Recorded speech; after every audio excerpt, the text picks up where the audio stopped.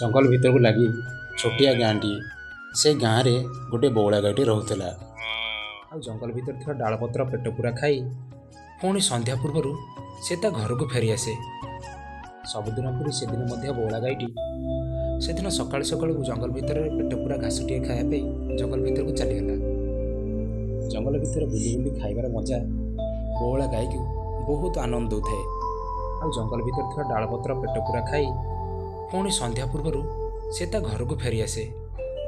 से जंगल भितर थी दुष्ट बिलुआटी से बौला गाईटर पीछा करथाए। आ से बौला गाईर मांस खाइया ता पछरे ही लगी थाए। बिलुआटी धीरे धीरे बौला गाई सहित मीठा मीठा कथा कही मित्रता करने लगिला। आ से सरल बौला गाईटी बिलुआटी को तुरंत विश्वास करी सी भी ता सहित मित्रता करिवार लागिला।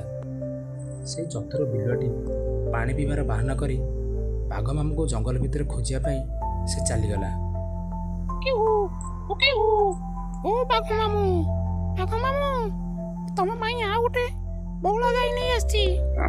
तू सत कहू आज ताले टिके सुआदिया मांस खाया को मिलिबो। हो ताले चल आमे जिबा। तापर से दुष्ट बिलुआटी बौला गाईटर कौलिया मांस खाया पाई बाघ मामू को डाकी धरी बौला गाई पाखु चलिले। बौला गाईटी शोइथिबा अवस्था बाघ मामू पाद को चापी चापी बौला गाई पाखापाखि जाई ता ऊपर को डेई पड़ा।